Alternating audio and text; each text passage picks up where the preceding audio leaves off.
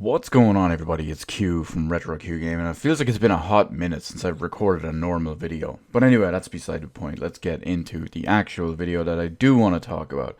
So, this is kind of a few days old, if not a week, maybe more, but I kind of wanted to sit on it just so I could think it over, maybe find out a little bit more information whenever it came out. And it turns out that a little bit more information did come out over the following days, but it wasn't really anything super major or anything like that.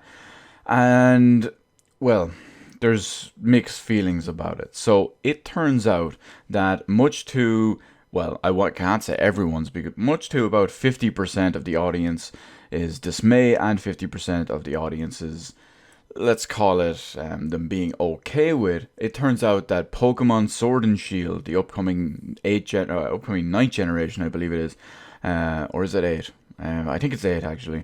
I can't remember off the top of my head. But the upcoming titles for the Nintendo Switch and the new entries in the mainline series are only going to feature new Pokemon and very, very small select number of existing Pokemon that will fit right in at the world, and they'll fit right in the new Galar region. Now, many people, myself included, were very unhappy about this. One of the biggest draws for Pokemon as a series has always been the ability to bring your Pokemon forward. Hell, to collect all the Pokemon. It's in the tagline of the entire show. Gotta catch 'em all. And as it stands, you cannot catch them all in the latest version of the upcoming games. Now, there's a big problem with this for many people. For example, people out there have wanted to transfer all their Pokemon that they brought from Red and Blue into Gold and Silver, into Ruby and Sapphire, into Diamond and Pearl, into Black and White, into X and Y, into Sun and Moon, and they wanted to bring them all forward. Hell, if you look at my Pokemon Omega Ruby and Alpha Sapphire, I don't know why I said both of them, I only have Alpha Sapphire as my main one, I have nearly every single Pokemon in that game. I transferred everything from all the different original versions all the way up through whatever ones I needed to pass them through. Hell, to even get them into Pokebank, and then go from there just to get almost every single available Pokemon in there. I believe I'm missing about 6 or 7 of them, but I have legitimate versions of almost everything. Now, I realize I'm not the average consumer, I'm not the average Pokemon player, but it does seem like I'm about 50% of them. Because people out there have parsed the data, they've checked out all the information, and it looks like it's almost a 50-50 split, with people that are unhappy about not being able to get the new ones, and people that don't really give a shit about it. Now, I've always maintained that before Sword and Shield came out, the biggest number one thing I always wanted was the ability to go back to the previous generations and the previous regions and catch all those Pokemon. Think Pokemon Gold and Pokemon Silver, where you could go back to the Kanto region after you completed the game for the first time. You could challenge all 8 original gyms, and you could catch almost all 151 original Pokemon. Now, Game Freak and the people behind Pokemon have come out and put out some statements about this, in much to many people's dismay. They've always said that with the increasing number of Pokemon every single generation, that eventually they were just going to have to stop supporting it at some point. And they figured that right now it's probably better that they do it sooner instead of later. A couple of other reasons that they cited as well is they want everyone to focus on the new region and focus on the new Pokemon, which is kind of bullshit if you ask me. But some of the other reasons they gave as well were also kind of half-hearted answers. One of the other reasons was Pokemon battle balance. Now, there's so many different types, so many different moves, so many different weaknesses, strengths, etc., that they said it would be almost too difficult to balance correctly. But here's the problem. Pokemon games haven't been balanced correctly pretty much ever. Assuming you had about 150 new Pokemon every single game, there was always maybe a select team you could balance out of about maybe 16 or 20 Pokemon that was basically godlike.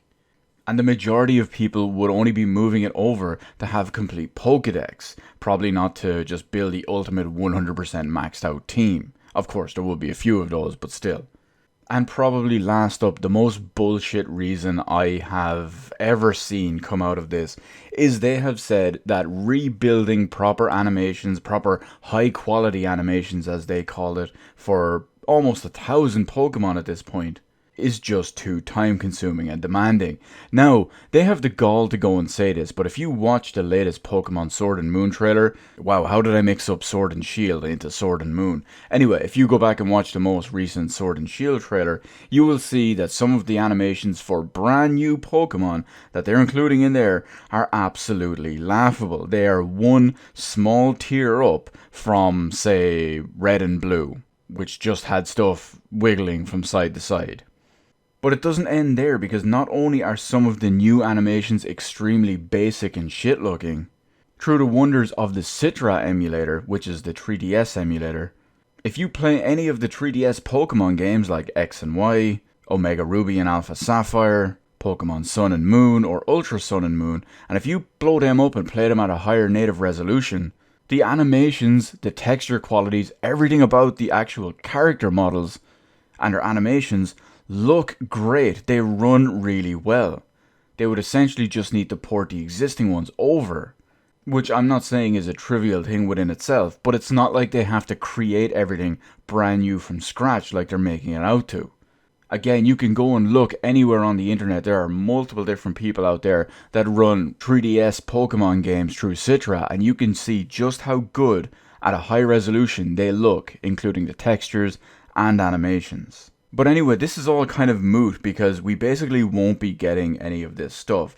Now, they have said that they're not 100% adverse and they're not going to completely rule it out to possibly patch in maybe new regions, or, well, I've just implied the new regions, but possibly patch in stuff like new Pokemon, or, well, old Pokemon, I guess, in maybe DLC updates or just regular old content updates.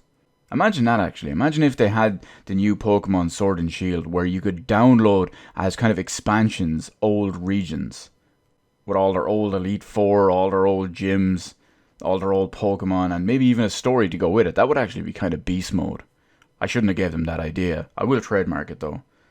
But overall, I'm kind of a little upset about it. Now, like I said, didn't want to move everything across just to instantly have a beast mode team. I just wanted to move everything across for post-game to collect and complete the Pokedex, on top of everything that could be earned and caught in-game as it was. But where do you stand on this whole situation? What do you make of all Game Freak's excuses? Do you think it's all bullshit? Do you think it's all legit? Do you think it's whatever it is? And how do you feel about it? Let me know all of that in the comments section below. Hit the appropriate button to let me know I did on the video, and while you're at it, why not head on over and hit the subscribe button and even ring the little notification bell. Granted, getting a notification from YouTube in current year is a whole other story, but hey, at least you can say you tried, am I right? As always, thank you so much for watching, and I will see you in the rest of the videos in my channel.